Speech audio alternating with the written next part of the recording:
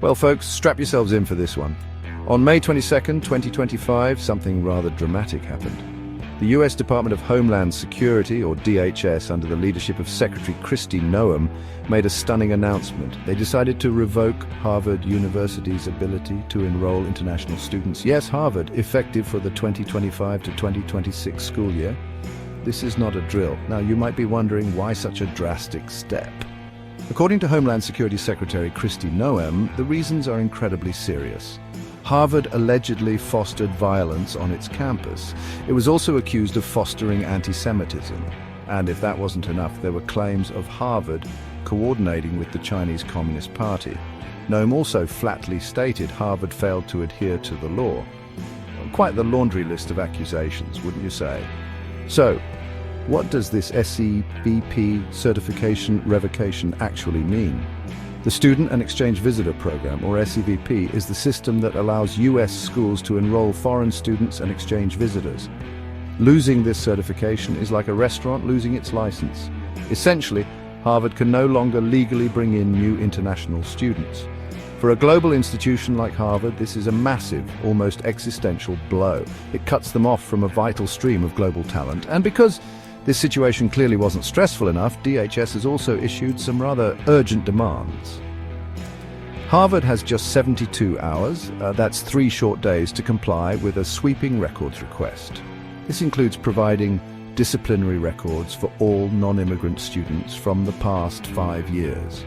They also need to hand over electronic records of any illegal or violent activities. Only then might Harvard regain its ability to enroll students. Talk about being under the gun. Let's consider the human cost here because it's immense. This decision directly impacts over 6,700 international students currently enrolled at Harvard. That's nearly 7,000 individuals. These students make up a significant portion, about 27% of Harvard's entire student body. They come from over 140 different countries, with Chinese nationals being the largest group, followed by students from Canada, India, and South Korea. Now they face a terrible choice: transfer quickly or lose their legal status. Imagine the panic. Harvard, as you might expect, is not taking this quietly. The university immediately called the move unlawful. They also labeled it as retaliatory, which, given the ongoing tensions between the administration and some universities, isn't shocking. Harvard has been very clear it is committed to supporting its international students and scholars. They see this as a direct and unwarranted attack on their institution and its values. They are gearing up for a fight. The university administration has voiced grave concerns. They stated that this action threatens serious harm, not just to the affected students, but to the entire Harvard community. It fundamentally undermines their academic and research mission, which relies heavily on global collaboration and diverse perspectives. As a result, Harvard is actively considering legal action. They intend to challenge this SCVP revocation in court. This saga is clearly far from over. And what about the students caught in the middle of this? Reactions have been a mix of confusion, deep concern, and outright fear. Many are understandably nervous about their futures, and some even fear retaliation for speaking out. One student poignantly described feeling like a poker chip in a high-stakes political game. They are worried about their education, their internships, their future job opportunities in the US, and the very principles of academic freedom. It's a deeply dehumanizing and unsettling experience. Secretary Kristi Noem didn't just announce the ban, she also delivered a rather stark message. She stated that enrolling foreign students is a privilege, not a right. Let that sink in for a moment. Furthermore, she explicitly warned that this action against Harvard should serve as a potent warning to all other US universities. The underlying message seems to be, conform to our expectations or you could be next. This certainly casts a chill over the academic landscape. This decision, of course, didn't just appear out of thin air. It fits into a broader pattern of actions by the Trump administration. They have been actively investigating multiple universities. They've also been demanding significant changes in university practices, covering everything from hiring and admissions to teaching methods, often citing the need to combat anti-Semitism. Harvard, while a very prominent example, is just one piece in a much larger strategic puzzle.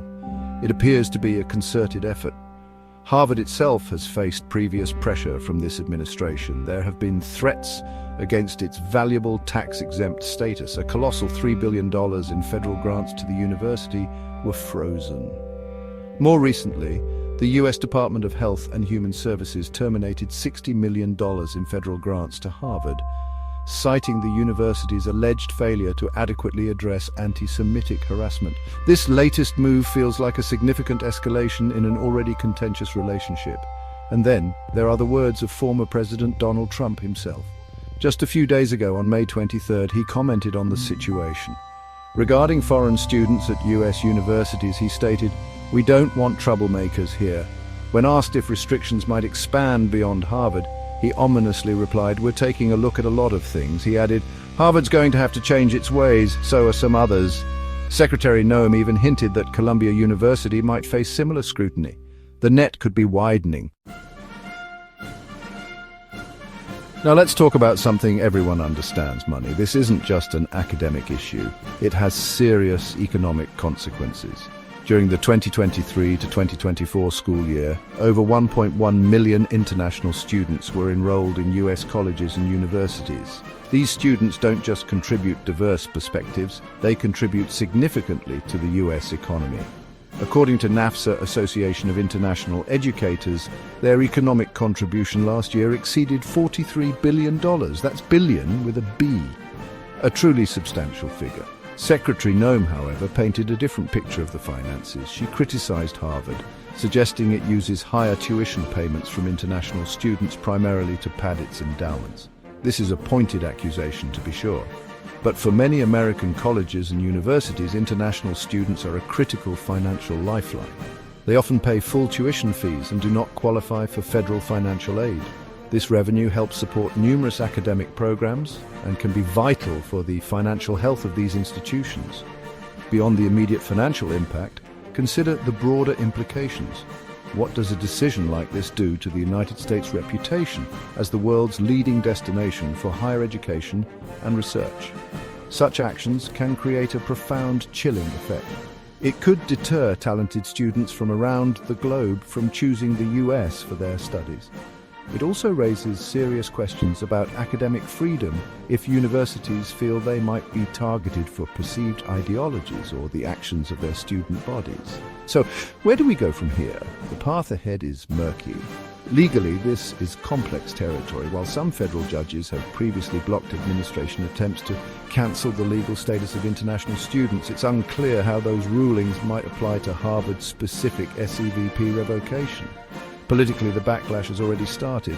Congressional Democrats, including U.S. Representative Jamie Raskin, have condemned the action as a blatant attack on academic freedom. One thing is absolutely certain: this story is far from resolved, and for thousands, the future remains deeply uncertain. Hey, we all want to scale our business. Hey, I have the answer for you today to help you do that. If you're looking to scale from 5, 6, even 7 figures and beyond, book called Be Good, Be Brief, Be Gone. I'm going to give it to you for free. All you have to do is type in growfast.cash. I say again, growfast.cash, and you can download the book for absolutely free. I hope the book helps you this year. Take your business to the next level. Again, go grab the book, growfast.cash. I say again, growfast.cash. I wish you the best and grow, scale, and win. There it is. Magnum. Holy moly. Yeah, baby! That's what I've been waiting for! Dear God, it's beautiful.